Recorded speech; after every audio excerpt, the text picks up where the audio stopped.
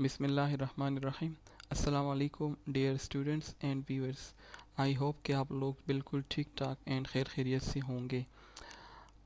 आज का लेक्चर हमारा जो है वो मानेट रूटिंग प्रोटोकॉल्स के बारे में है।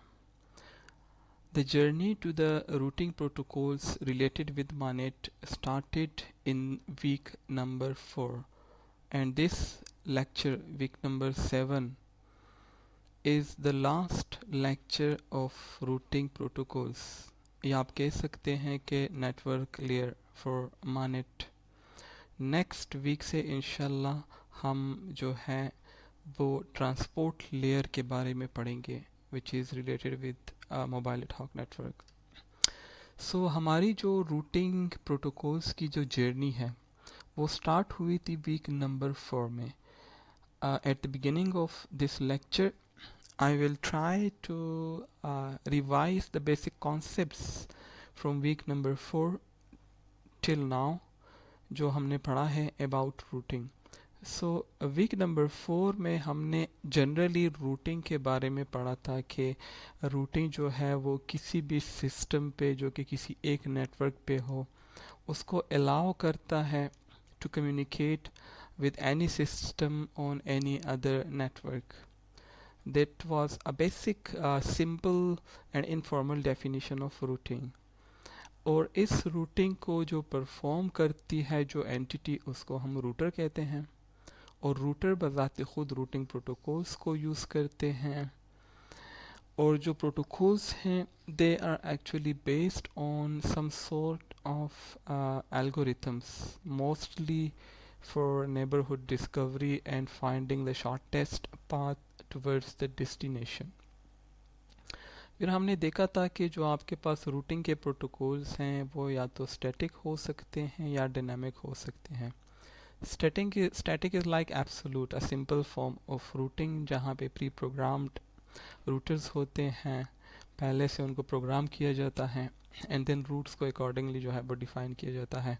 उसमें जो है वो नेटवर्क एडमिनिस्ट्रेटर की सारी रिस्पॉन्सिबिलिटी होती है to take over the routing task.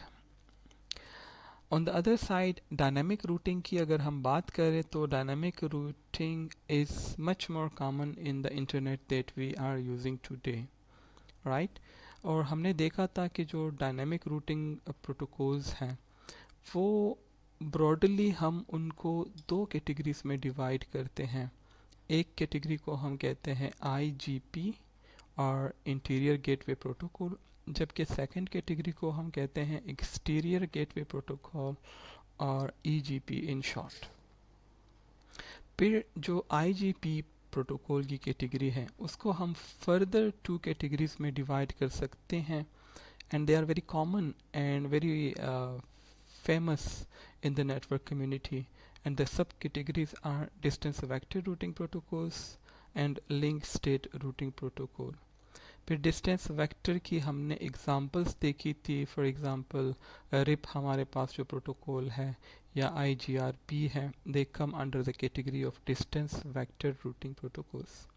जबकि जो सेकंड सब कैटेगरी है IGP में, that is the link state routing protocol, वहाँ पे हमने OSPF के बारे में देखा था कि that is an example and also another example is ISIS। इसके अलावा जो एक्सटीरियर गेटवे प्रोटोकॉल की जो कैटेगरी है वहाँ पे जो सबसे कॉमन प्रोटोकॉल है that is called BGP। In issues को, इन कैटेगराइजेशन को देखने के बाद हमने स्पेसिफिकली जो मोबाइल एडहॉक नेटवर्क के लिए प्रोटोकॉल्स डिज़ाइन हुए हैं उनकी कैटेगराइजेशन के बारे में भी हमने देखा था। और हमने देखा था कि हम 4 डिफरेंट तरीक़ों से मोबाइल एडहॉक नेटवर्क के रूटिंग प्रोटोकॉल्स को जो है वो कैटेगराइज कर सकते हैं एंड दोज कैटेगरीज आर कि आप रूटिंग इंफॉर्मेशन अपडेट मैकेनिज्म के बेस पे प्रोटोकॉल्स को कैटेगराइज कर सकते हैं। Second way to categorize the protocol is based on the use of temporal information for routing. The third way to categorize the routing protocol for MANET is based on topology information and the last way is based on resource utilization. In categorizations में हमने देखा था कि normally आपके पास जो है वो 3 किस्म के प्रोटोकॉल्स हैं अगर आप रूटिंग इंफॉर्मेशन अपडेट मैकेनिज्म के बेस पे प्रोटोकॉल्स को जो है वो कैटेगराइज करते हैं. एक को हम कहते हैं proactive which is also called table driven algorithm routing protocols. Second one is reactive or on demand routing protocols, while the third one is hybrid routing protocols. Proactive के बारे में मैंने आपको बताया था कि इसको हम टेबल ड्रिवन प्रोटोकॉल्स भी कह सकते हैं और इसमें इस कैटेगरी के प्रोटोकॉल्स में हर एक नोड नेटवर्क की कंप्लीट टोपोलॉजी इंफॉर्मेशन अपने पास in the form of routing tables जो है वो मेंटेन भी रखते हैं और उसको पीरियोडिकली जो है वो एक्सचेंज भी करते हैं with other nodes in order to discover the topology of the network and establish the routes. Right, so proactive का फ़ायदा ये होता है कि इन एडवांस आपके पास जो रूट्स हैं टुवर्ड्स एनी डेस्टिनेशन वो आपके पास अवेलेबल होते हैं. तो अगर आपने कोई पैकेट सेंड करना है तो आपको रूट डिस्कवर करने की ज़रूरत नहीं होती, वो पहले से रूट्स जो हैं वो हर एक डेस्टिनेशन के लिए इन the form of routing tables वो अवेलेबल होते हैं. वाइल इन द सेकेंड सब कैटेगरी जिसको हम रिएक्टिव कहते हैं उसको हम ऑन डिमांड रूटिंग प्रोटोकॉल्स भी कह सकते हैं. उसमें क्या होता है कि जो रूट्स हैं टुवर्ड्स द डेस्टिनेशन वो हम इस्टेब्लिश करते हैं only when they are required. यानी पहले से प्रोएक्टिव की तरह हमारे पास रूट्स अवेलेबल नहीं होते, ऑन डिमांड बेसिस पे हम रूट्स को जो है वो इस्टेब्लिश करते हैं towards the destination. And the third category is hybrid routing protocol. Hybrid में जो है वो दोनों की फंक्शनैलिटीज़ को कंबाइन किया जाता है या दोनों के प्लस को जो है वो कंबाइन किया जाता है. उसमें जो है प्रोएक्टिव के एडवांटेजेस भी होते हैं और रिएक्टिव के एडवांटेजेस भी होते हैं. फिर इसी वीक नंबर 4 में हमने देखा था कि अगर हम मोबाइल एडहॉक नेटवर्क के लिए कोई भी रूटिंग प्रोटोकॉल डिज़ाइन करते हैं तो उस केस में we have to address certain challenges. Right, यानी जो पहले से अवेलेबल वेल नोन प्रोटोकॉल हैं उनको हम डायरेक्टली यूज़ नहीं कर सकते inside mobile ad hoc network. You have to address certain challenges और जो प्रोटोकॉल आप बना रहे हैं they must have to meet certain design requirements. उसमें जो सबसे बड़ा चैलेंज है दैट इज़ मोबिलिटी. चूँकि मोबाइल एडहॉक नेटवर्क में जो नेटवर्क की टोपोलॉजी है वो डायनामिकली चेंज होती रहती है. Nodes are free to move in any direction at any time. So उसका इफ़ेक्ट जो है वो नेटवर्क की टोपोलॉजी पे पड़ता है. So here we are dealing with a dynamic network topology. So there is a challenge which need to be addressed while you are designing a protocol for mobile ad hoc network. Second जो challenge है या design challenge जो है वो है bandwidth constraints पे. चूँकि wireless networks हैं, एड हॉक नेटवर्क्स हैं और जो बैंडविड्थ है उसको that is a shared resource. तो उसको किस तरह आपका प्रोटोकॉल एफिशिएंटली यूटिलाइज करेगा दैट इज़ अनदर इशू. इसके अलावा error prone shared broadcast radio channel है. And also we have the hidden and exposed terminal problems which is very common in such type of wireless networks. And also we have constraints over the resources, especially some type of networks हैं, for example sensor network or underground water network, underwater sensor network, underground sensor networks and other types of network जहाँ पे battery is a critical issue. तो such type of networks के लिए which are sub categories of MANET उसमें resource constraint is another issue, another challenge that need to be addressed while designing a protocol for mobile ad hoc network. Then week number 5 में हमने कुछ protocols के बारे में study किया था. The first protocol that we studied is called DSDV protocol or Destination Sequence Distance Vector Protocol. It was one of the first protocol which was designed for mobile ad hoc network. और जिस approach को ये follow करता है there is the table driven और proactive protocol के approach को ये फॉलो करता है। और उसका मतलब है कि किसी भी डेस्टिनेशन के लिए routes they will be readily available at every node all the time, right. फिर हमने उसकी एग्जांपल्स देखी थी। And then in week number 6 we studied 3 different protocols. 2 protocols उसमें प्रोएक्टिव और टेबल ड्रिवन थे, और एक जो प्रोटोकॉल था वो उसमें रिएक्टिव या ऑन डिमांड था। The first proactive protocol that we studied in week number 6 was wireless routing protocol, or WRP in short. That is very much similar in concepts in operation to the DSDV, our first protocol. But जो इसमें भी जो है वो table driven approach को use किया जाता है। इसमें भी हर एक नोड रूटिंग टेबल मेंटेन रखता है, टोपोलॉजी इन्फॉर्मेशन उनके पास अवेलेबल होती है। लेकिन यहाँ पे हम एज़ कम्पेयर टू DSDV ज़्यादा टेबल्स को यूज़ करते हैं, या हम कह सकते हैं कि किसी भी नोड पे एक से ज़्यादा टेबल्स होते हैं। फॉर एग्जांपल डिस्टेंस टेबल है, रूटिंग टेबल है, लिंक कॉस्ट टेबल है, एंड मैनेज रिट्रांसमिशन लिस्ट है। And MRL is very much important in WRP protocol. किस तरह हम MRL को सेलेक्ट करते हैं, कौन कौन से नोड्स हम सेलेक्ट करते हैं रिट्रांसमिशन के लिए, वगैरह वगैरह। जो सेकंड प्रोटोकॉल था इस वीक का जो हमने स्टडी किया था, that was called OLSR, optimized link state routing protocol. WRP की तरह ये भी हमारे पास टेबल ड्रिवन अप्रोच को यूज़ करता है, या इसको आप प्रोएक्टिव कह सकते हैं। यानी इसमें भी आपके पास इमीडिएटली रूट्स अवेलेबल होते हैं towards any destination, right. And जो थर्ड प्रोटोकॉल था that was AODV, ad hoc on demand distance vector protocol. That was the first on demand routing protocol जो कि हमने स्टडी किया था लास्ट वीक इसको। इसमें जो रूट होते हैं they are establish only when it is required by a source node, यानी पहले से रूट्स अवेलेबल नहीं होते। अगर आपके पास कोई पैकेट है टूवर्ड डेस्टिनेशन, आप उसको सेंड करने जा रहे हैं, then you have to establish the route on demand, right? So in this approach, the route is established only when it is required by a source node for transmission of data packets. So ये कुछ protocols थे जो कि हमने study किए थे in the last 3 weeks, and today lecture is going to be the final lecture of the routing protocols. आज के lecture में हम 2 protocols जो हैं उसके बारे में study करेंगे। So our first protocol is dynamic source routing protocol, or DSR protocol in short.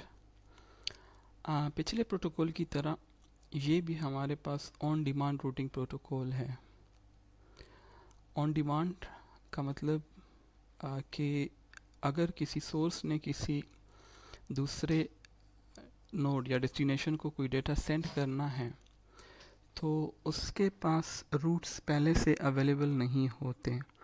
They have to discover the route for that particular transmission of data. इनको हम रिएक्टिव रूटिंग प्रोटोकॉल्स भी कह सकते हैं। The DSR protocol is actually a simple protocol, however it is still efficient routing protocol that is used in mobile ad hoc network. इसको जो बनाने का जो ऑब्जेक्टिव था वो था कि किसी तरह से जो बैंडविड्थ कंट्रोल पैकेट्स कंज्यूम करते हैं उसको रिस्ट्रिक्ट किया जाए in ad hoc networks. Okay, so the main objective behind the design of DSR protocol was to restrict the bandwidth consumed by the control packets in the network. किस तरह इन्होंने इस objective को अचीव किया है? They achieve their objective bye eliminating the periodic table update messages जो कि required होती हैं इन टेबल ड्रिवन अप्रोच। यानी जिस तरह पहले से रूट्स अवेलेबल नहीं होते तो नोड्स उनकी इंफॉर्मेशन अपने पास टेबल्स में नहीं रखते, सो इस तरह वो जो है बैंडविड्थ को कंज्यूम नहीं करते, and they only use the bandwidth when it is required. On demand routing protocols जो हैं including DSR, they execute different processes. One of the main process is related with path finding. किस तरह path को find किया जाए from source to destination, and किस तरह information, routing information को एक्सचेंज किया जाए. However, only when a path is required by a node to communicate with the destination. यानी अगर पाथ रिक्वायर्ड है तो पाथ फाइंडिंग प्रोसेस को रन करो, रूटिंग इंफॉर्मेशन को एक्सचेंज करो, और अगर पाथ रिक्वायर्ड नहीं है then there is no need for such process. अगर आप DSR को दूसरे ऑन डिमांड रूटिंग प्रोटोकॉल्स के साथ कंपेयर करें, so we have a main difference between DSR and other table and other on-demand routing protocols, and the difference is कि जो बाकी on-demand routing protocols हैं, they actually periodically exchange the beacon or the short hello packets, while जो आपके पास DSR हैं वो they does not use the hello packets to be exchanged. Hello packets in DSR, they are used only to inform the neighbor about the existence of the node. Okay, so जो बाकी on demand routing protocols हैं वो actually hello packets को जो है वो transmit करते हैं, broadcast करते हैं periodically with their neighbors about the existence of their node. जबकि DSR में ये periodical exchange of messages, hello packets या messages वो नहीं होता.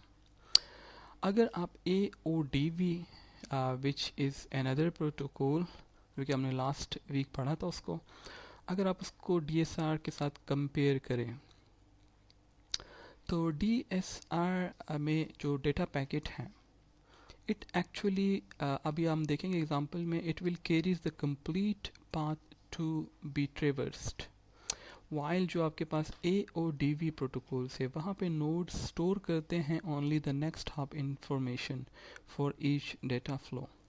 तो आप कह सकते हैं कि DSR में हमें ज़्यादा मेमोरी भी चाहिए, ज़्यादा कैशे चाहिए in order to store information, और यहाँ पे ओवरहेड भी कंट्रोल मैसेजेस का ज़्यादा होगा, राइट. DSR प्रोटोकॉल में हमारे पास दो मेजर फेजेस हैं.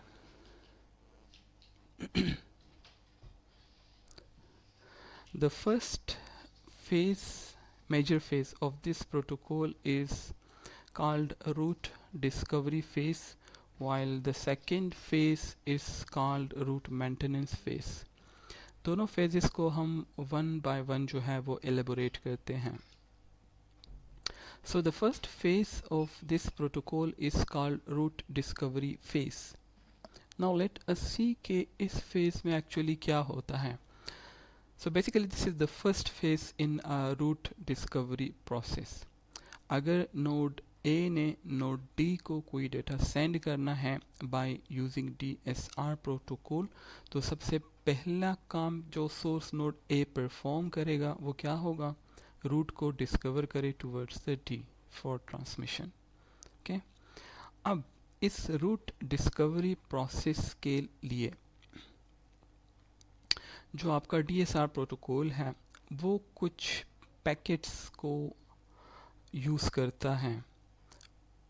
उनमें से दो पैकेट्स हैं, एक को हम कहते हैं रूट रिक्वेस्ट RREQ एंड दूसरे को हम कहते हैं रूट रिप्लाई RREP. एंड ये दोनों हमारे पास कंट्रोल पैकेट्स हैं. आपको पता होगा एक हमारे पास डेटा पैकेट्स हैं और एक हमारे पास कंट्रोल पैकेट्स हैं. कंट्रोल पैकेट्स में डेटा नहीं होता normally.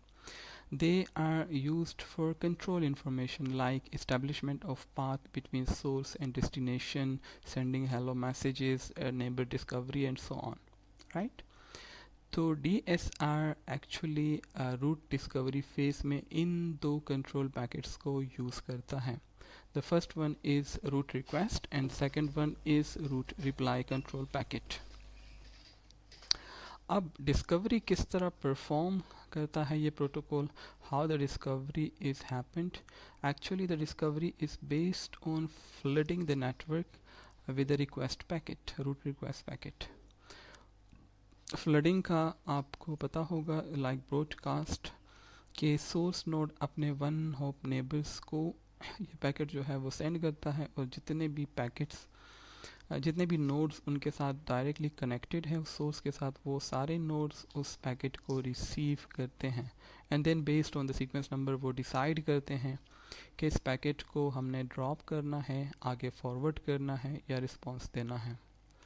So root discovery phase में डिस्कवरी का जो मैकेनिज़्म है in DSR protocol, it is based on flooding the network with a control packet, and the packet is called root request.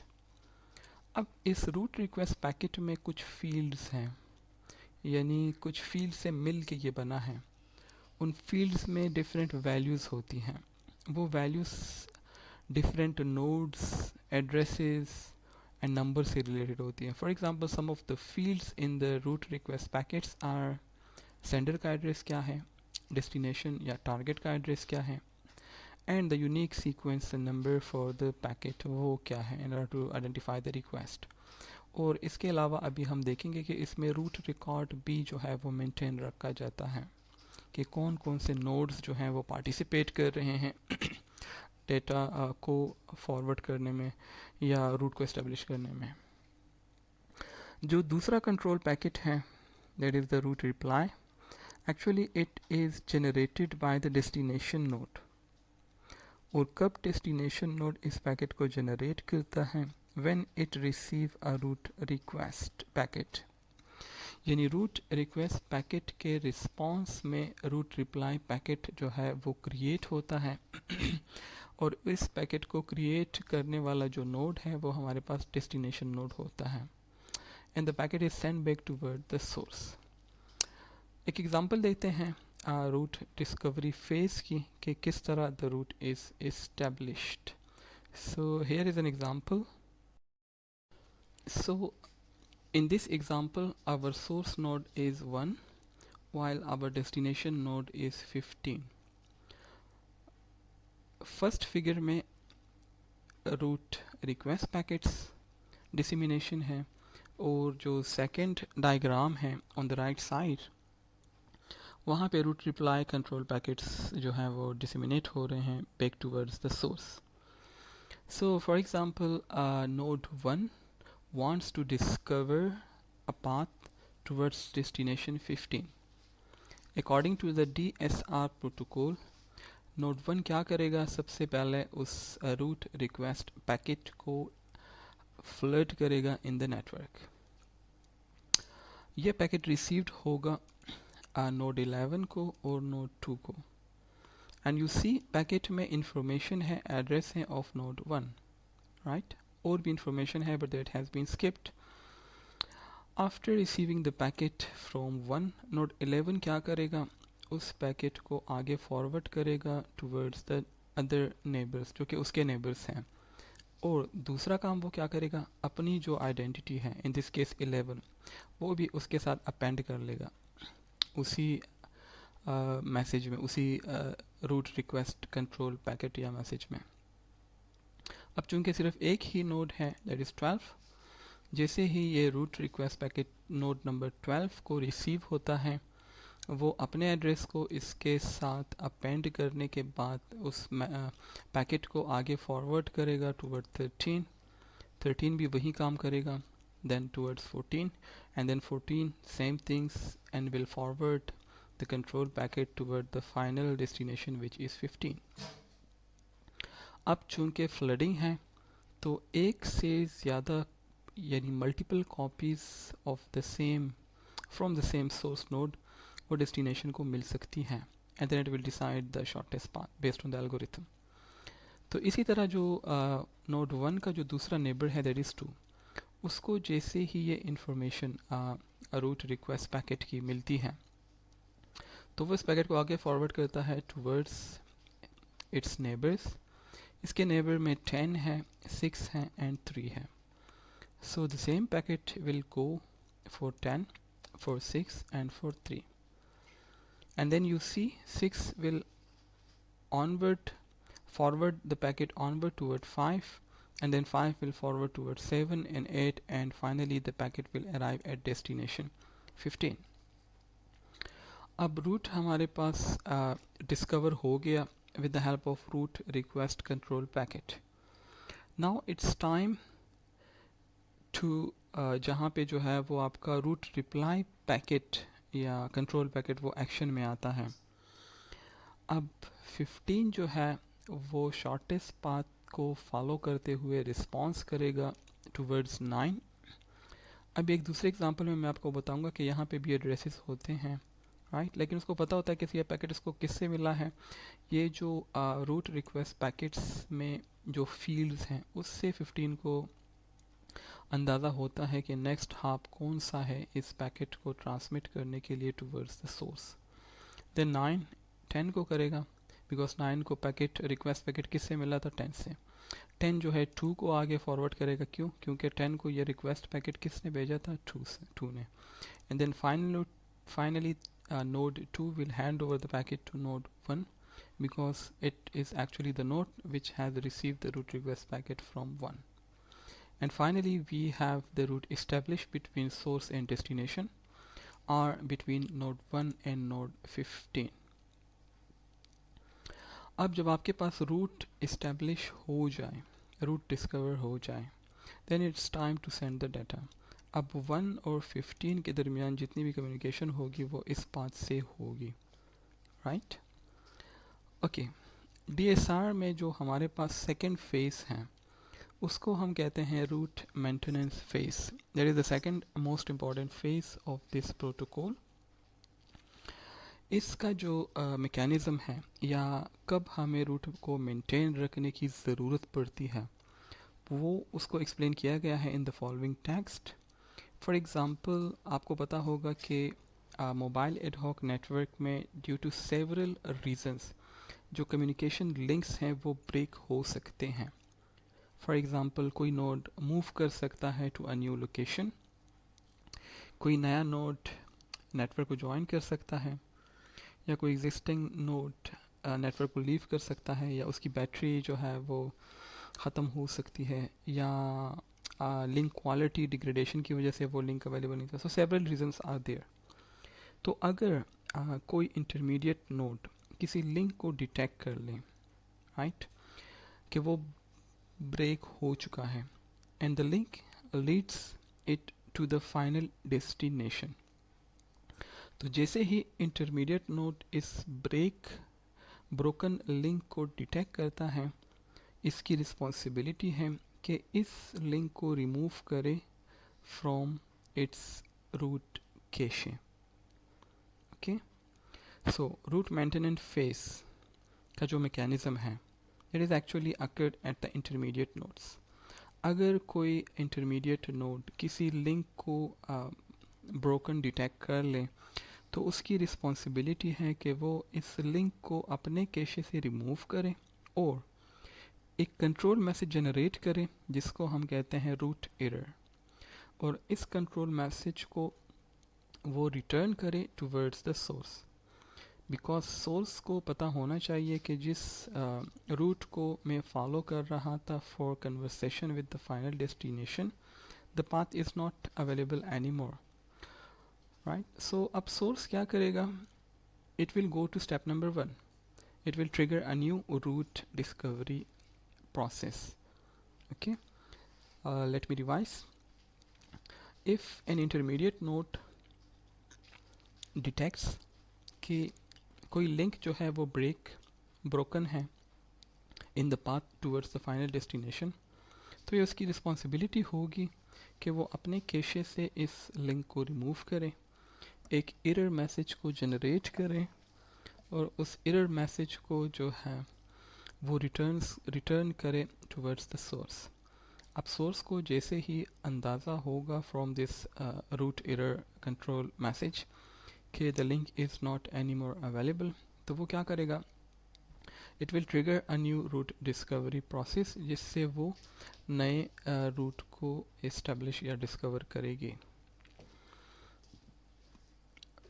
But a point to remember is के source node route discovery process को तब initialize करेगा if it still required the route for transmission, क्योंकि DSR में हमने पढ़ा कि यहाँ पे जो अप्रोच ये फॉलो करता है दैट इज़ रिएक्टिव अप्रोच और on demand.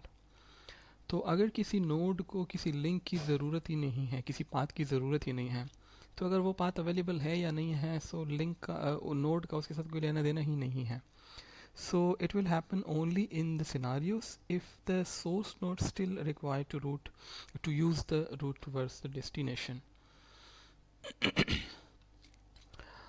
Okay, last point about this protocol is something which is related with the cache management. हमने बात की कि हर एक नोड पे कैशे हैं और कैशे में इंफॉर्मेशन स्टोर होती है, रूट डिस्कवरी प्रोसेस में भी, मेंटेनेंस प्रोसेस में भी, फेजेस में भी।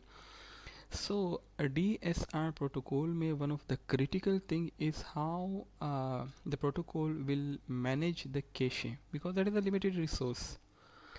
और इसका जो एंड इफेक्ट है वो आपके परफॉर्मेंस पे भी पड़ता है।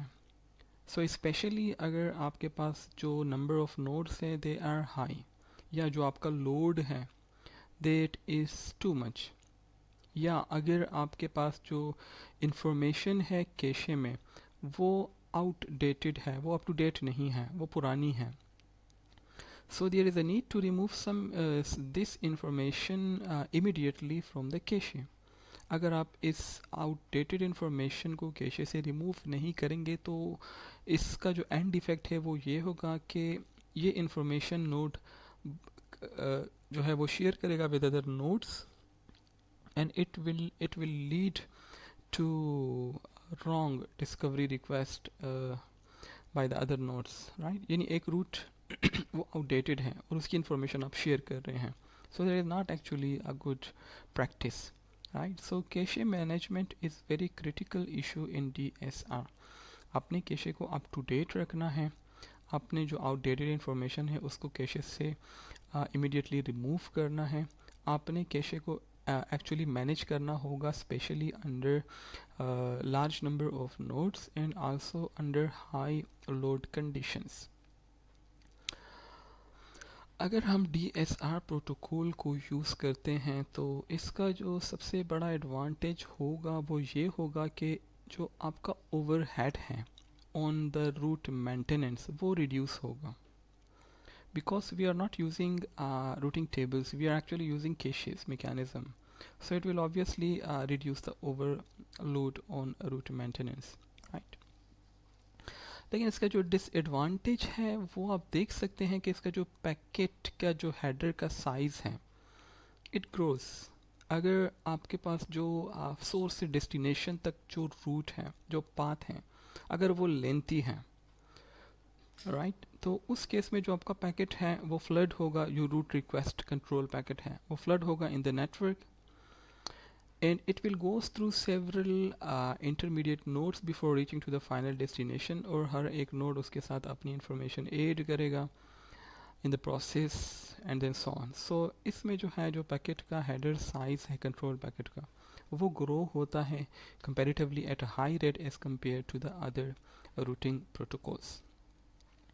So this was an introduction to our DSR routing protocol, which is actually a reactive or on-demand routing protocol that is used in mobile ad hoc network। अब इसी प्रोटोकॉल की एक और explanation हम देखते हैं from another angle, and then we will see an example, or we will see DSR in action। So first let us see a comparison between table-driven and on-demand routing protocols। Well, as you know, table-driven routing protocols, they are actually proactive in nature। Proactive means that they maintain updated topology of the network at any time। They have routing tables at each and every node which contain up-to-date information about the paths, the routes that are available to each and every node's destination and beside from this they also continuously evaluate the routes, they also continuously update the routes। For example, if the topology of the network changes, then the table driven protocols respond to the changes in topology by propagating updates throughout the network.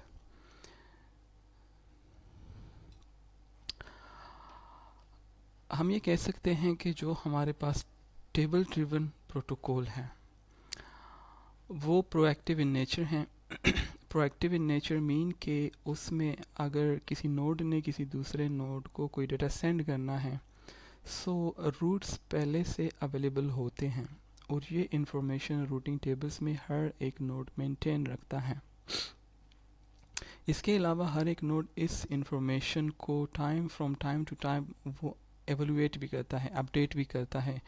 For example, अगर network topology में किसी भी वजह से कोई change आ जाए तो टेबल ड्रिवन प्रोटोकॉल्स इस चेंज को रिस्पॉन्ड करेंगे. किस तरह? By propagating updates. जो अपडेट्स हैं टोपोलॉजी से रिलेटेड नेटवर्क में जो आई हैं उन अपडेट्स को ये प्रोटोकॉल शेयर करेगा. हर एक नोड शेयर करेगा with their neighbours in order to get an updated information about the network topology. Table driven routing protocols का एक एडवांटेज ये होता है कि जब भी आपको रूट चाहिए for transmission towards any node, towards any destination node, तो रूट पहले से अवेलेबल होता है. The route may be readily available when a node required it. यानी ऑन द स्पॉट आपको रूट डिस्कवर करने की ज़रूरत नहीं होती. अगर आपको कोई रूट चाहिए for sending the information towards any destination, वो रेडीली अवेलेबल होती है in such type of protocols.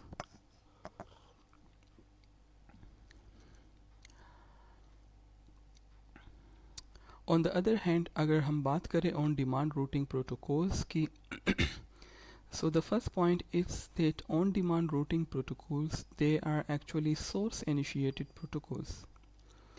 Source-initiated mean कि इस केस में जो हमारे पास source node है, the node which is interested in sending a message towards a destination, वो source node इस route discovery process को initiate करता है.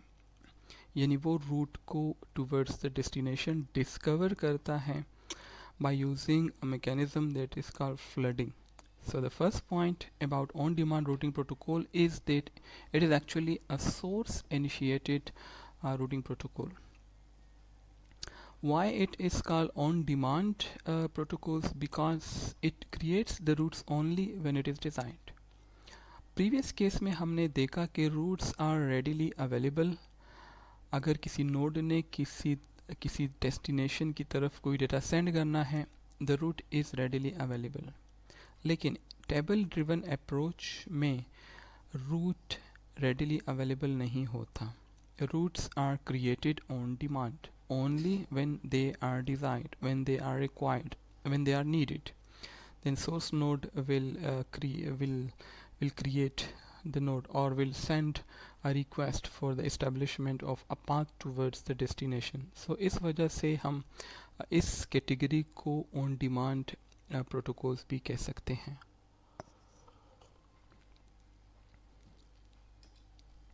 इस अप्रोच में हमारे पास दो मेन टास्क हैं. एक को हम कहते हैं route discovery, while the second one is called route maintenance or route maintained. Route discovery is the main step.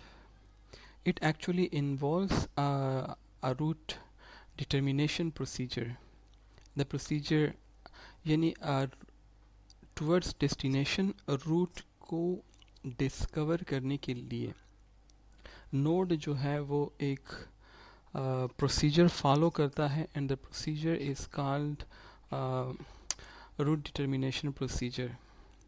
इस प्रोसीजर की मदद से सोर्स नोड रूट डिस्कवर करता है, and the procedure is terminated when a route has been found या no route has been found.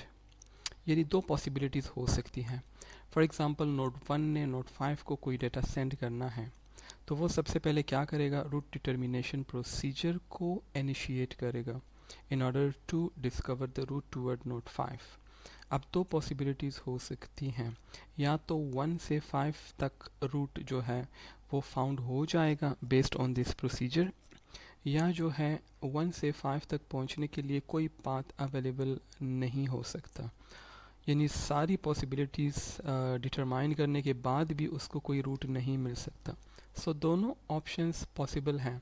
Root discovery में जो destination है उस तक पहुंचने के लिए या तो रूट फाउंड हो जाएगा या फाउंड नहीं होगा बेस्ड ऑन द कनेक्टिविटी और the topology of the network. Second step is route maintenance.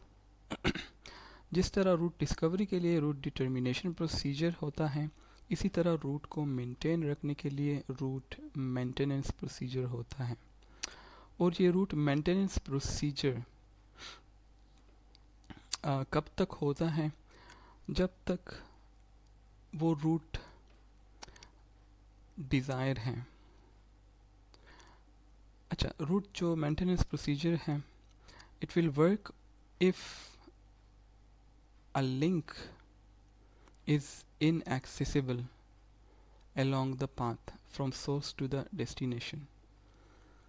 For example, node 1 node 5 को कोई डेटा सेंड करने जा रहा है, लेकिन दरमियान में एक लिंक है between 3 and 4, वो अवेलेबल नहीं है। सो इट्स मीन कि जो आपका पाथ है वो इस केस में पॉसिबल नहीं है फ्रॉम 1 to 5, क्योंकि जो इंटरमीडिएट लिंक्स हैं वो अवेलेबल नहीं है। अब इस केस में रूट मेंटेनेंस प्रोसीजर जो है उसका काम होगा, राइट? वो क्या करेगा? सोर्स को इन्फॉर्म करेगा the route is not more available, the path is not more available. अब सोर्स नोड क्या करेगा? अल्टरनेटिव रूट को डिस्कवर करने की कोशिश करेगा by again using the route discovery process. दूसरा रीज़न ये है कि अगर सोर्स को ये इस्टेब्लिश्ड जो पाथ हैं वो मज़ीद नहीं चाहिए, सोर्स ने जो है अपना डेटा कम्प्लीटली सेंड कर लिया, the route is no longer desired, तो उस केस में रूट मेंटेनेंस का काम होगा कि उस रूट को जो है वो फारिग कर ले।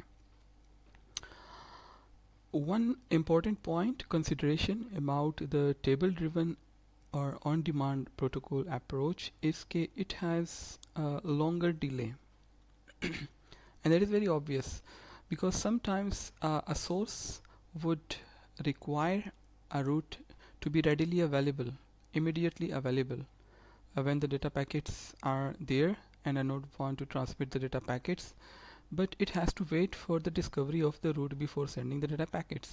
So इस केस में डिले हमारे पास ज़्यादा है as compare to the previous approach.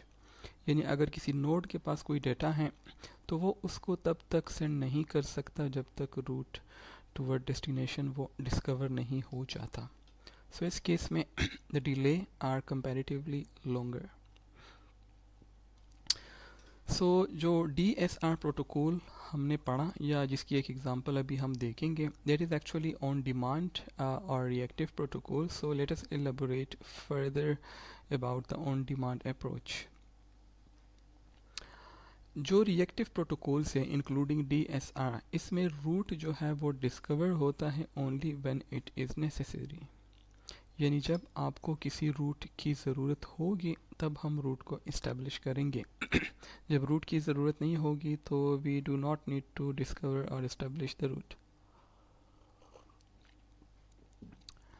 या आप कह सकते हैं कि ऑन डिमांड प्रोटोकॉल्स में protocols try to discover the route on demand basis when it is desired. So that is why इसको हम on demand protocols भी कह सकते हैं। अच्छा, ये जो on demand कैटेगरी के जो protocols हैं, they actually generate much less control traffic at a cost of latency. अगर हम latency की बात करें तो ये approach जो है ये less control traffic को generate करता है। Why? क्योंकि प्रीवियस जो अप्रोच है प्रोएक्टिव अप्रोच या टेबल ड्रिवन अप्रोच, वहाँ पे जो नोड्स हैं वो कॉन्टीन्यूसली एक दूसरे के साथ इंफॉर्मेशन शेयर करते हैं periodically from time to time. Even अगर कोई रूट या पाथ वो डिसाइड नहीं भी है, still nodes will keep information about those paths and those routes. Right. तो वहाँ पे जो कंट्रोल ट्रैफिक है वो ज़्यादा है, क्योंकि आपको इन्फॉर्मेशन नहीं चाहिए, आपको वो रूट यूज़ नहीं करना, बट स्टिल उसकी जो इन्फॉर्मेशन है वो from time to time periodically nodes एक दूसरे के साथ शेयर कर रहे हैं। सिमिलरली टोपोलॉजी में कोई चेंज आ जाए तो वो चेंज हर एक नोड के रूटिंग टेबल में रिफ्लेक्ट करने के लिए they have to inform their one hop neighbors and then they have to retransmit the updates to other nodes जब तक कि ये सारी इंफॉर्मेशन पूरे नेटवर्क में फ्लड नहीं कर जाती। सो यू सी वहाँ पे हमारे पास जो कंट्रोल ट्रैफिक है that is much more larger as compare to the on demand approach. However on the other side जो आपके पास ऑन डिमांड और रिएक्टिव प्रोटोकॉल्स हैं, they actually takes more time to find a route as compared to the previous approach. And why? And that is obvious, क्योंकि जो proactive approach है वहाँ पे routes are readily available, data packets हैं, you just need to send them out. By consulting the node routing table, you find the next hop and then you send the packet. However, in case of reactive protocol, the paths are not readily available. First, you need to discover them. So it will take more time to find a route compared to the proactive routing protocols.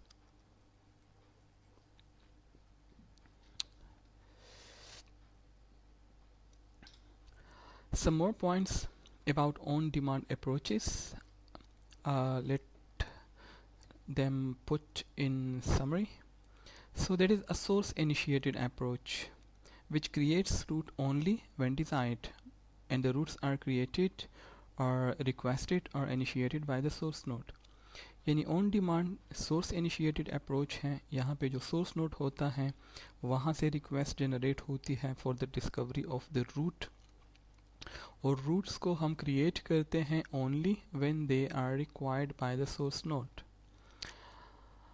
किस तरह, the question is के किस तरह source node route को find करता है toward the destination in order to send the packets. So the answer is very simple. The source node will actually find a route on demand by flooding the network.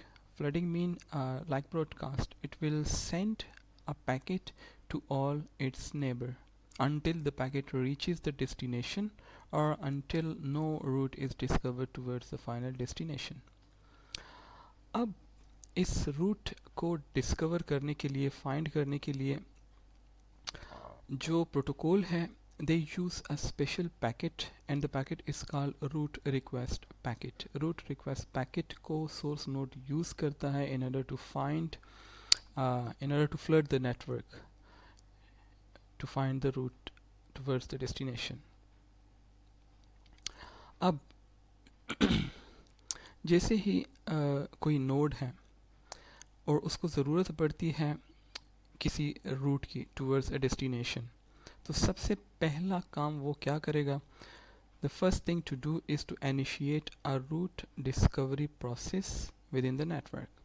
As I told you, there are two important tasks in on-demand approaches protocols. The first one is route discovery process and the second one is the route maintenance process. So if a node, a source node, want to find a route towards a specific destination, it will initiate a route discovery process within the network.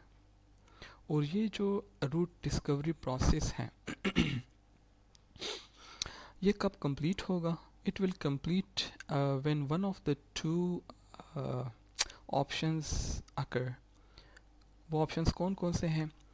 या तो route जो है towards the final destination वो मिल जाएगा and then the node will follow the route to send the packets. या the second option is कि सारे possibilities check करने के बावजूद भी अगर कोई possible route उसको नहीं मिलता तो वो data को send नहीं करेगा. Right? So sorry. On demand approaches में source node क्या करता है? रूट फाइंड करने के लिए रिस्पॉन्सिबल होता है. सबसे पहला काम वो क्या करता है कि नेटवर्क को फ्लड करता है with a special type of packet and that packet is called route request packet. अब जैसे ही किसी नोड को ज़रूरत हो to establish a route towards a destination, सबसे पहला काम वो क्या करेगा कि the node will initiate a route discovery process within the network. ये रूट डिस्कवरी प्रोसेस कब कंप्लीट होगा?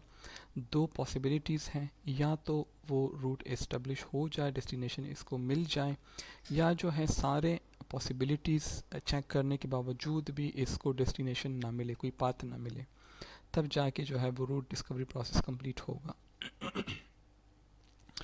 The second important task is route maintenance procedure. जब आपने रूट डिस्कवर कर लिया और आपने रूट इस्टेब्लिश कर लिया between a source and destination, so it need to be maintained by some sort of procedure, and that procedure is called route maintenance procedure.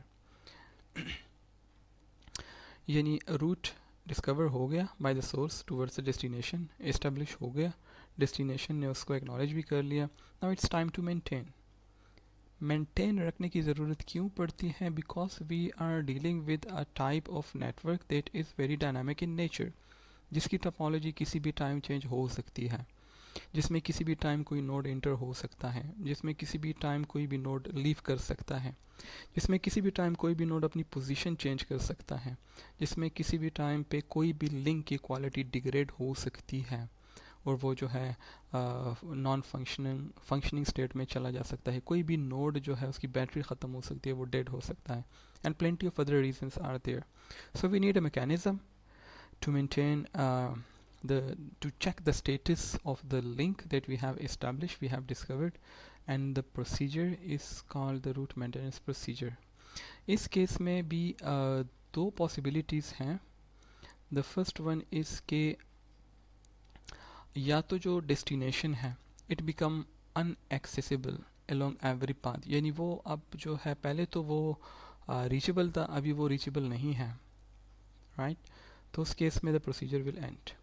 या जो सोर्स है,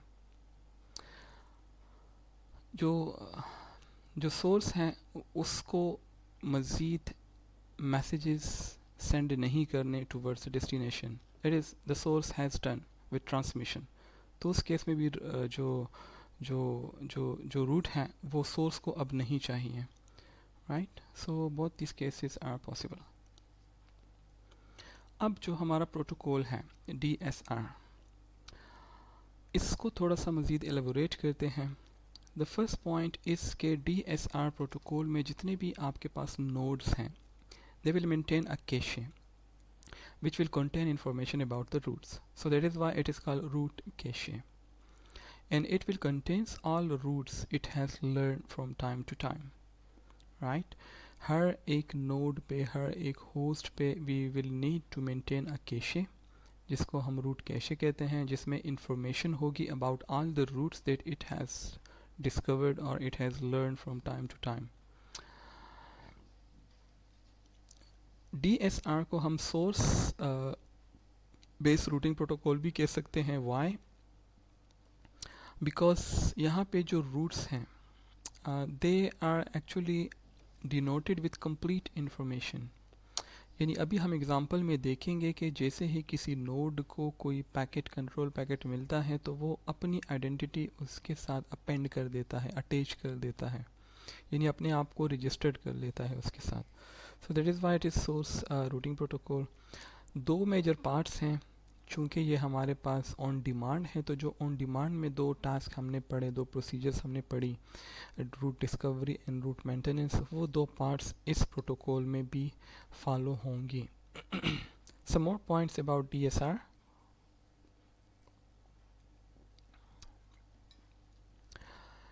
सपोज कोई नोड है और वो कोई पैकेट सेंड करने जा रहा है बाय यूजिंग DSR प्रोटोकॉल, तो सबसे पहले काम वो क्या करेगा, it has to consult its cache, route cache, to see if it has the information about the destination.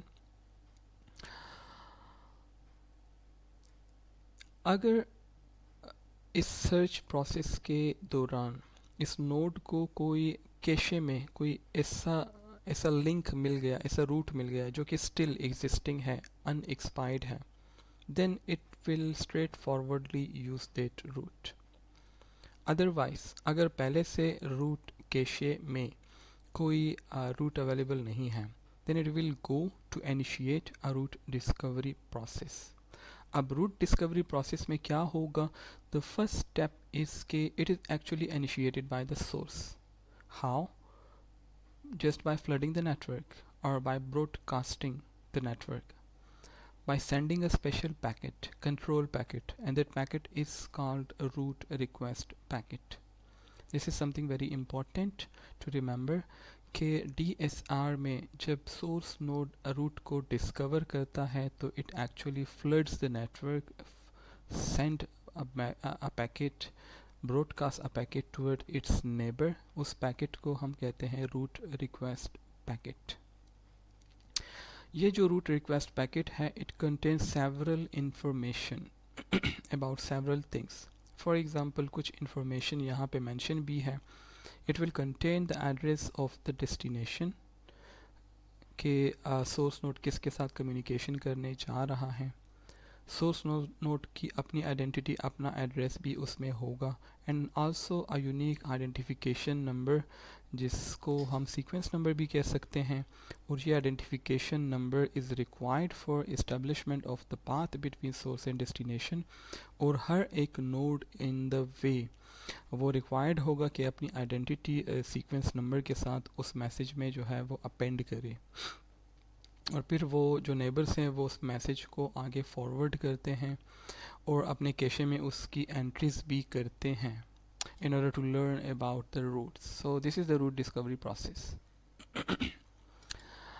अगर हम टेक्निकली बात करें about the root request packet, तो technically we can say that a root request packet has different fields, and one of the most important field of the root request packet is the root record.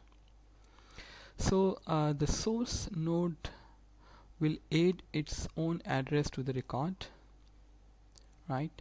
इसी तरह on the receipt of this packet जितने भी intermediate nodes हैं, host हैं, they will actually add their own addresses to this record, and they will rebroadcast the packet until and unless the packet reach to the final destination or the path has not been established at all. जैसे ही ये root record packet किसी node को मिलता है, first काम जो वो करेगा कि वो चेक करेगा अपने कैशे को कि क्या इसको रूट के बारे में टुवर्ड द डेस्टिनेशन पहले से पता है। अगर है तो ओके, इट विल रिप्लाई। अगर नहीं है तो ये क्या करेगा, अपनी ओन आइडेंटिटी उस रिकॉर्ड के साथ अपेंड कर देगा of the packet, and then उसी पैकेट को फॉरवर्ड करेगा along its outgoing links. Okay, अब अगर आप सोचें तो DSR प्रोटोकॉल में we have to limit the number of the root request packets, और उसके लिए there is a simple strategy, and the strategy is like this कि DSR protocol में जितने भी nodes हैं they will only rebroadcast the request packet at most once. What does it mean?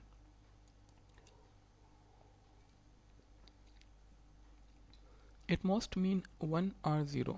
For example ए ने D को कोई packet send करना है, तो सबसे पहले ए पैकेट सेंड करता है टूवर्ड्स बी। अब बी को पैकेट जैसे ही मिलता है, बी ने डिसाइड करना है कि क्या वो इसको रीब्रॉडकास्ट करेगा या इग्नोर करेगा।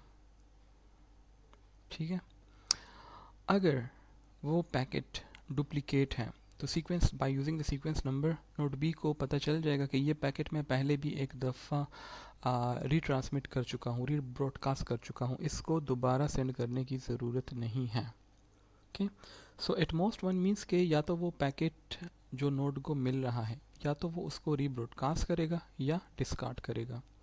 1 मीन रीब्रॉडकास्ट, 0 मीन इग्नोर और डिस्कार्ड। इसके अलावा जो रूट रिक्वेस्ट पैकेट जब किसी नोड को मिलता है तो रीब्रॉडकास्ट करने से पहले वो चेक भी करेगा कि उसके कैशे में क्या पहले से इस डेस्टिनेशन के लिए कोई रूट अवेलेबल है। अगर है तो वो सिंपली क्या करेगा, it will response to the sender कि this is the route, you can follow this route, this path to reach to the destination. अगर नहीं है so it will then forward the packet, और फॉरवर्ड वो तब करेगा अगर पहले एक दफ़ा उसने वो पैकेट फॉरवर्ड नहीं किया। So now let us see DSR in full action. Here is an example. We have a source and we have a destination. सबसे पहले नेटवर्क टोपोलॉजी की बात करें। This is actually a topology, an example, exemplary network. We have different nodes. The nodes are labeled with APCs, and we have links that connect the different nodes. The lines actually represent the links between different nodes. हमने क्या करना है? We have to establish or to discover a path from source to destination D. अब सबसे पहले काम root DSR में root discovery है। सबसे पहले एस क्या करेगा? अपने कैशे को कंसल्ट करेगा to check if it knows about a path toward which leads toward the destination D. Cache में चेक करने के बाद एस को पता चला कि there is no path available. अब वो क्या करेगा? रूट को, पाथ को डिस्कवर करेगा by following a mechanism, a procedure, and that is simple. ये क्या करेगा? रूट रिक्वेस्ट पैकेट को broadcast करेगा toward its neighbor, and the neighbors of S are B, C and E. So here you can see in the root discovery process, node S, which is our source node, it transmit a packet which is the root request packet, control packet toward B, C and E. अब क्या होगा जी? जो आपके पास B है, after receiving the root request packet from S, it will check its own cache. क्या इसको D के बारे में रूट का पता है? नो, इसको D के बारे में नहीं पता। तो ये क्या करेगा? इस पैकेट को आगे फॉरवर्ड करेगा, लेकिन उससे पहले ये सीक्वेंस नंबर को चेक करेगा कि क्या ये पैकेट इसने पहले तो ट्रांसमिट नहीं किया। So this is the first time. तो भी क्या करेगा? इस पैकेट को फॉरवर्ड करेगा towards A, towards H and toward S as well. Similarly C क्या करेगा? अपने नेबर्स को, and the neighbours of C are S, E, H and G, उसको भी जो है सी भी जो है वो पैकेट फॉरवर्ड कर देगा, रीट्रांसमिट कर देगा, रीब्रॉडकास्ट कर देगा। Similarly E towards its own neighbour. That is first thing. Second thing, packet transmit या रीब्रॉडकास्ट करने से पहले हर एक नोड अपनी आइडेंटिटी उस रूट रिक्वेस्ट पैकेट में या जो रिकॉर्ड फाइल है उसमें अपनी एंट्री करेगा। फॉर एग्जांपल, इसको पैकेट मिला from S, now it appends, node E append its own identity that is E, and then will forward rebroadcast the packet toward its neighbours. Similarly C, इसको packet मिला S से, इसकी अपनी identity C है, and then it will forward the packet towards its neighbours. One important point to note here is not node H. यहाँ पे क्या हो रहा है? नोड एच को एक पैकेट, सेम पैकेट की मल्टीपल कॉपीज मल्टीपल नोड से एट द सेम टाइम मिल रही है। बी भी उसी पैकेट को सेंड कर रहा है टुवर्ड एच और सी भी उसी पैकेट को सेंड कर रहा है towards H. Now there is a possible chance of collision here at the node H because of the multiple transmission from the multiple nodes at the same time. So it could lead to collision in some scenarios. And then the root discovery process continue. अब H क्या करेगा? It will rebroadcast the same packet towards its own neighbor, और उसके neighbor है C, B, A and I. लेकिन forward करने से पहले, रीब्रॉडकास्ट करने से पहले H अपनी आइडेंटिटी उसके साथ लगा लेगा। Similarly, G will rebroadcast the packet toward its neighbor, और उसके neighbor है C, I, F and K. And same is the case with F. It will rebroadcast the packet towards G, E and J, which are the neighbors, one hop neighbor of F. और रीब्रॉडकास्ट करने से पहले अब F अपनी identity भी उस packet में insert कर देगा, अपेंड कर देगा।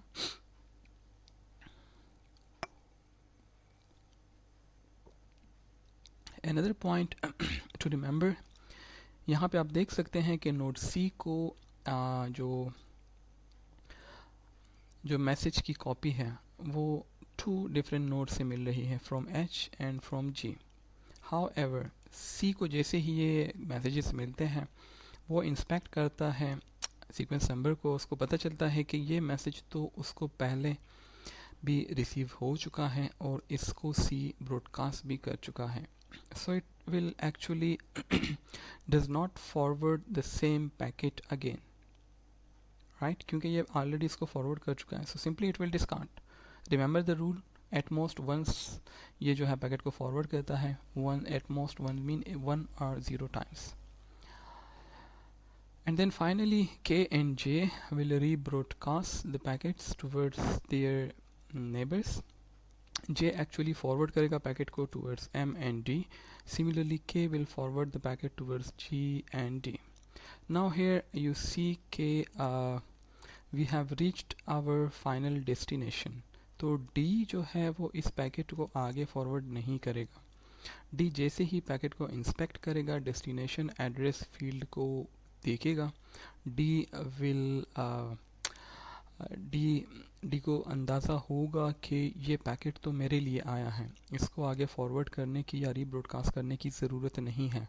Now it's time to send a response packet, right. So D क्या करेगा, इस पैकेट को एक्चुअली फॉरवर्ड नहीं करेगा. सिमिलरली एक प्रॉब्लम है जिसको हम हिडन नोड प्रॉब्लम्स कहते हैं, and that actually leads to retransmission. यहाँ पे आप देख सकते हैं कि actually J and K they are not sensing the transmission of each other, so they actually transmitting the same packet towards D. तो यहाँ पे भी कोलिजन के चांसेस हैं.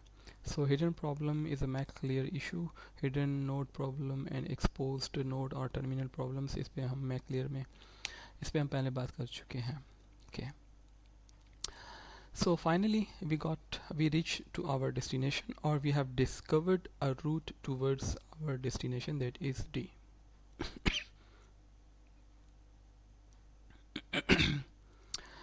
Okay, अब क्या होगा जी. Now this is the second part of the story.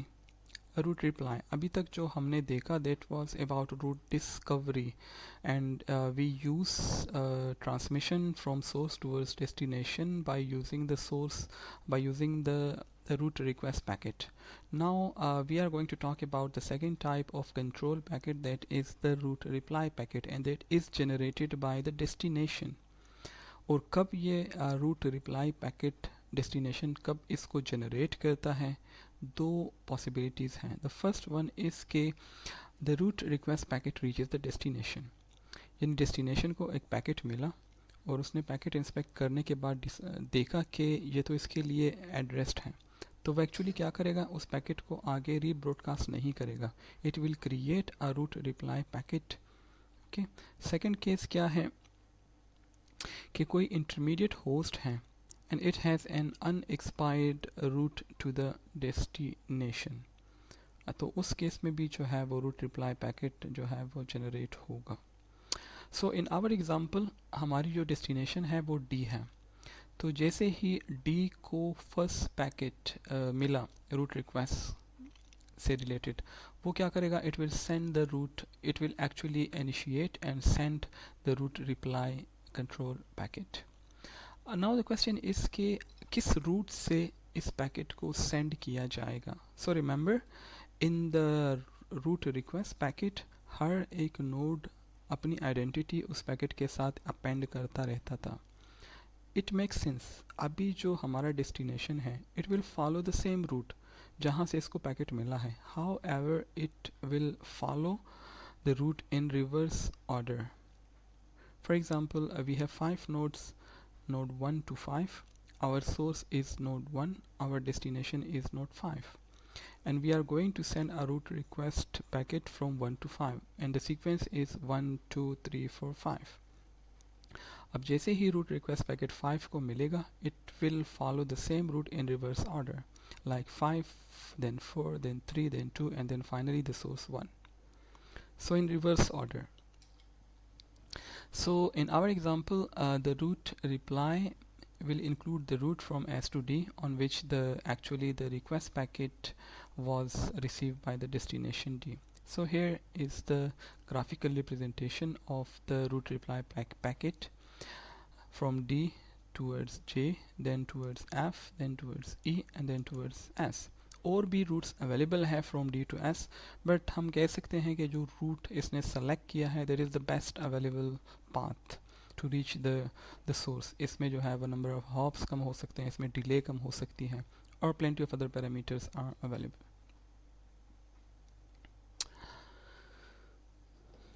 So some more information about the DSR protocol. जो आपके पास root reply packet है, it will actually contain a root that is generated in the following manner. या तो क्या होगा कि it will use the root of the destination root use the root of the destination root cache. यानी जो destination है वो अपने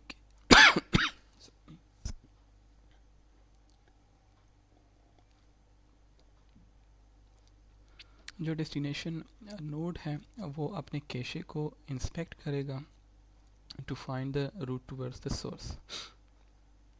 या जो रूट रिक्वेस्ट पैकेट ने फॉलो किया था उसी रूट को जो है रूट रिप्लाई पैकेट भी फॉलो कर सकता है. या एक और मैकेनिज़्म है जिसको हम पिगी बैक मैकेनिज़्म कहते हैं, उसके ज़रिए भी हम जो है वो रूट रिप्लाई पैकेट को जनरेट कर सकते हैं. अच्छा, अब अनदर इंटरेस्टिंग थिंग इसके जैसे ही जो सोर्स नोड है उसको रूट रिप्लाई पैकेट मिलता है, the source node will store the route reply packet in its memory. ठीक है, क्यों? बिकॉज अभी क्या होगा कि जो सोर्स नोड है it need to send data packet towards T, and obviously it would require the entire root. ठीक है, तो ये इस इंफॉर्मेशन को कैशे में स्टोर करता है. अब क्या होगा कि जैसे ही data packet now control messages का काम हो गया, now it's time to send the packet the actual data towards T. अब जो डेटा पैकेट होगा जो कि ट्रेवल करेगा फ्रॉम सोर्स टू डेस्टिनेशन, उसमें जो है इंटायर रूट की इंफॉर्मेशन अवेलेबल होगी इन द पैकेट हेडर. आपको पता होगा कि जब हम पैकेट की बात करते हैं, सेगमेंट की बात करते हैं, फ्रेम की बात करते हैं, या सिंपली डेटा की बात करते हैं in computer networks, so we actually refer to two different things. एक को हम कहते हैं data part and the second is called the header part. Data में एक्चुअली आपका डेटा होता है जो कि आप सेंड करने जा रहे हैं, जबकि हेडर में कंट्रोल इन्फॉर्मेशन होती है. For example address of the sender, address of the receiver, sequence numbers, number of hops etcetera. Control information इसमें और भी हो सकती है, एरर से रिलेटेड, फ्लो कंट्रोल से रिलेटेड, कंजेशन से रिलेटेड, वगैरह वगैरह. सो जब सोर्स नोड डेस्टिनेशन नोड को कोई डेटा पैकेट सेंड करता है, उस डेटा पैकेट के साथ ये कंट्रोल इन्फॉर्मेशन भी सेंड करेगा, और उस कंट्रोल इन्फॉर्मेशन में जो कि पैकेट हेडर में होगी, it will contain the entire route, the entire path to reach the destination, right, because it need the path to follow. और ये पाथ ये कहाँ पे इम्बिट करेगा, कहाँ पे अपेंड करेगा, कहाँ पे इंसर्ट करेगा इन द पैकेट हेडर. अब जैसे ही ये डेटा पैकेट इंटरमीडिएट नोड को रिसीव होता है, intermediate node will consult their own route, will use their own cache, और वो क्या करेंगे कि अपनी इंफॉर्मेशन भी उस पैकेट में जो है वो इंस्पेक्ट करेंगे, और उस पैकेट हेडर की इंफॉर्मेशन से इंटरमीडिएट नोड को ये मालूमात जो है वो मिलेंगी कि इस पैकेट को हमने किस लिंक पे आगे फॉरवर्ड करना है. बिकॉज जो सोर्स है वो कंप्लीट पाथ को उसका पता है अभी, so it need to tell the complete path to their neighbours. और उसको बताने का तरीका क्या है कि हर एक पैकेट के साथ हेडर इन्फॉर्मेशन में कंप्लीट इंटायर रूट की इन्फॉर्मेशन भी पुट कर लें। तो जैसे ही इंटरमीडिएट नोड को पैकेट मिलता है वो इंस्पेक्ट करता है कि कहाँ पे किस तरह इस पैकेट को मैंने जो है वो आगे फॉरवर्ड करना है। So once we have the path establish, it's time to transmit the data. आप देख सकते हैं कि सोर्स नोड अभी डेटा को फॉरवर्ड कर रहा है toward the destination which is T. Here you can see the two different fields. We have data fields and we have the header fields. Header field में यहाँ पे क्या है? This is actually the complete path जिसकी अभी मैं बात कर रहा था कि S से पैकेट जाएगा E की तरफ, then F, then J and then finally D. So this is going to be part of the data packet. यहाँ से आप देख सकते हैं कि जो हमारी पैकेट का जो साइज़ है it actually grows. यहाँ पे तो सिर्फ we are only dealing with 5 nodes. आप इमेजिन करें अगर आपके पास हंड्रेड्स थाउजेंड्स और इवन मिलियंस ऑफ नोड्स हों और वहाँ पे आपको कोई पैकेट सेंड करना हो and the node is far away, so आप इमेजिन कर सकते हैं कि जो पैकेट हेडर का साइज़ है it will grow dramatically if the route length is much more higher, या जो डिस्टेंस है बिटवीन सोर्स एंड डेस्टिनेशन के दरमियान वो अगर ज़्यादा है तो उसका डायरेक्टली इफ़ेक्ट पड़ेगा on the packet header size. Lastly we have another example of DSR routing protocol. दोनों यहाँ पे मेंशन है किस तरह रूट डिस्कवर होता है bye using the route request packet, and किस तरह जो है डेस्टिनेशन रिस्पॉन्ड करता है by using the response packets. Here you can see different nodes. They are labeled from N1 to N8. In this case our source is N1 while our destination is N8. And you see the mechanism is same. First जो source node है it will flood the network with the packet, that is the root request packet.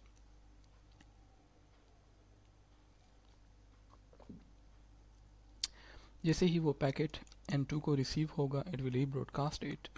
N5 will do the same thing and then finally the packet will arrive at N8 and then N8 क्या करेगा, root reply packet को create करेगा, initiate करेगा और इसी root को reverse order में follow करेगा in order to send the control packet toward the source node which is N1. So this was about DSR protocol and this was first half of the lecture. In the second half of this lecture I will talk about our last protocol, and that protocol is called ZRP, which is actually a hybrid routing protocol. तब तक के लिए